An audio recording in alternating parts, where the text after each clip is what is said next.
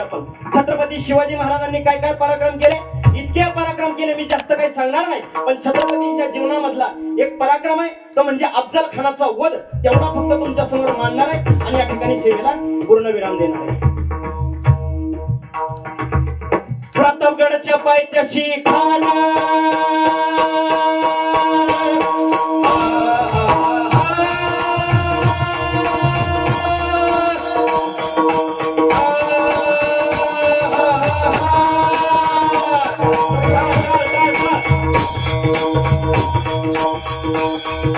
आदिलशाहीचा दरबार भरला आणि कळ्यांनी पडगडून सांगितलं, अरे कौन हमारे दरबार में ऐसा सूरमा जो शिवा भोसले को पकडकर हमारे पास ला सके।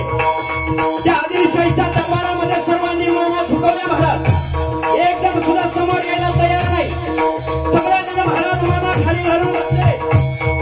त्याच वेळेस त्या अफजल खानाचा आदिलशाहीच्या दरबारामध्ये कोणाच्या तरी पावलांचा कर असा आवाज यायला लागला। पाहिलं तर एक धिप्पाळा देह त्या सोन्याच्या ताटात पानाचा विडा ठेवलेला होता, पैजेचा विडा, आणि तो पैजेचा विडा उचलण्यासाठी एक धिप्पाळा देह त्या ताटाकडे चाललेला होता। आणि त्या माणसाचं नाव होतं महाराज, काय नाव होतं त्याचं? बोला बोला, काय नाव होतं?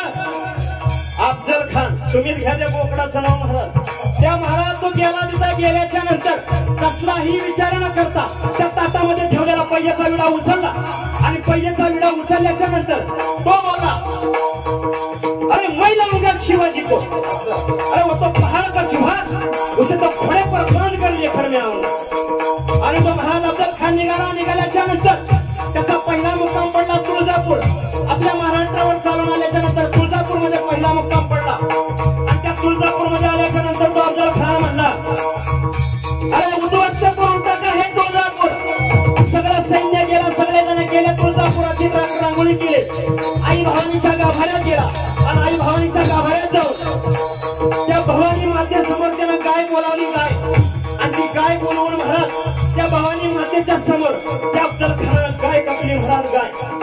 आणि ती गाय कापल्याच्या नंतर त्या रक्ताच्या थारोळ्या थया थया नाचू लागला। एवढ्यावर त्याचं मन राहिलं नाही, हातामध्ये घर घेतला आणि घर घेऊन तो आतमध्ये गेला। आई भवानी समोर जातोय आणि आई भवानी समोर जाऊन त्या आई भवानीकडे बसतो आणि म्हणतोय, भवानी बताव तेरी ताकद, बताव तेरी आजमत। त्या भवानीकडे बघून महाराज त्या भवानीच्या अंगावरती घामाने घाव घालायला सुरुवात केली आणि त्या आई भवानीच्या महाराज ठिकऱ्या केल्या मायबापच्या अफजल खान। एवढ्याला थांबला नाही महाराज, तो अफजल खान परत त्या पंढरपूरमध्ये चालून आला। पंढरपूरची रांगोळी केली आणि पंढरपूरची रांगोळी केल्याच्या नंतर तिथं सुद्धा भगवान परमेश्वराच्या समोर गाय कापली। त्याला वाटलं की अशी तीर्थस्थानं नष्ट केल्याच्या नंतर तो शिवा खाली आणि त्याला मी घेऊन जाईल, पण एवढं सोपं नव्हतं महाराज।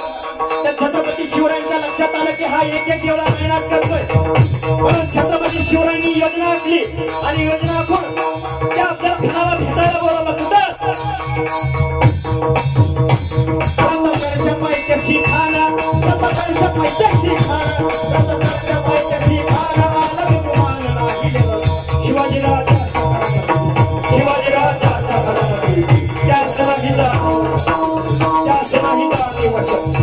करील काय कल्पना युक्ती,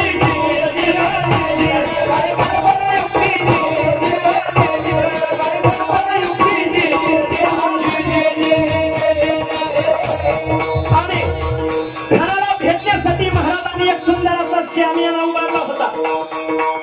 भेटीसाठी छान उभारीला, भेटीसाठी छान उभारीला, लक्षीदार शामिया न्याला, लक्षीदार शामिया न्याला आणि अशा या शामियाने खनडवलं डुलत आला, खनडवलं डुलत आला, संगतीला शिवबाच्या संगती महला, शिवबाच्या संगती महला।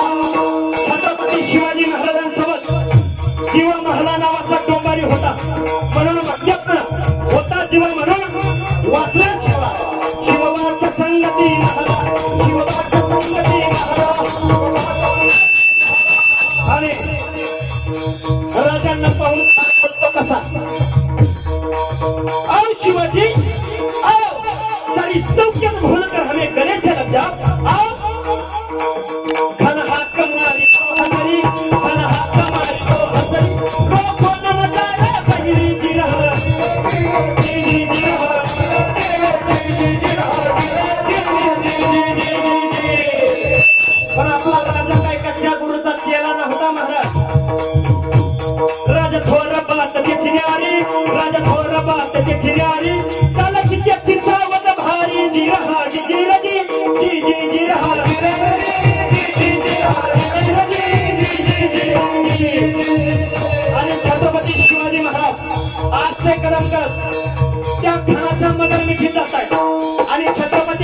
महाराजांची आणि खानाची भेट झाल्याच्या नंतर त्या खानानं छत्रपती शिवरायांना आलिंगन दिलं आणि दगा केला.